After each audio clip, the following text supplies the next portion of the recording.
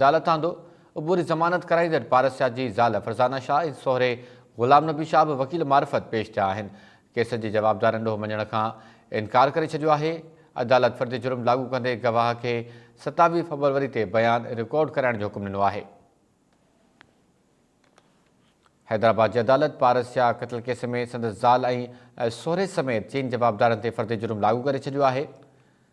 Police जवाबदार दीदार शाह ऐं इसरार शाह खे जेल मां अदालतां उबूरी ज़मानत कराईंदड़ पारसिया जी ज़ाल फरज़ाना शाह ऐं सोहरे ग़ुलाम नबी शाह बि वकील मार्फत अदालत में पेश थिया। केस जे जवाबदारनि ॾोह मञण खां इनकार करे छॾियो।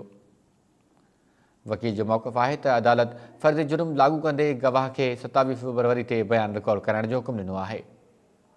नवंबर 2022 में पारसिया जो घरां लाश मिलियो।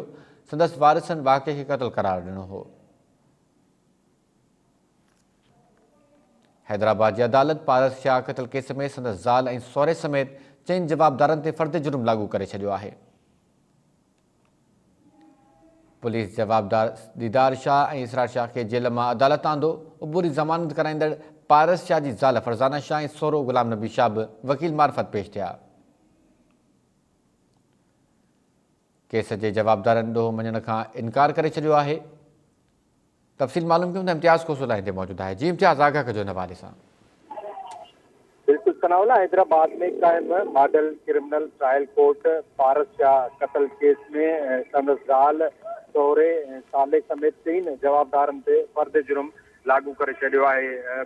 First additional district and session जज तस्वर अली राजपूत जी अदालत में केस की सुनवाई थी। जेल मां पुलिस जवाबदार दीदार शाह ऐं इसरार शाह खे अदालत में आंदो, जॾहिं त उबूरी ज़मानत कराईंदड़ उनजी जेका ज़ाल आहे फरज़ाना शाह ऐं सोहरो ग़ुलाम नबी शाह उहे बि पंहिंजे वकील मार्फत अदालत में पेश थिया। अदालत पारां समूरनि जवाबदारनि ते फ़र्द जुर्म लागू करण जो हुकुम ॾिनो वियो, पर जवाबदारनि पारां इहो मञण खां इनकार कयो वियो। अदालत फ़र्द जुर्म लागू कंदे हाणे गवाह जेको आहे हिन केस में जेके गवाह आहिनि उन्हनि खे 27 फरवरी ते बयान रिकॉर्ड कराइण जो हुकुम ॾींदे ॿुधणी मुलतवी कई आहे। कुझु ॾींहं अॻु लाॻापियल जेका सिविल जज आहे जुडिशियल मजिस्ट्रेट नंबर 9 उन अदालत पारां पको चालान ऐं ॿियूं रिपोर्टूं फराहम थियण खां पोइ इहो केस ट्रायल लाइ डिस्ट्रिक्ट एंड सेशन जज जी अदालत अॾां उमाणियो हो ऐं डिस्ट्रिक्ट एंड सेशन जज जी अदालत इहो trial model criminal trial court first additional district and session जज जी अदालत हवाले कयो आहे।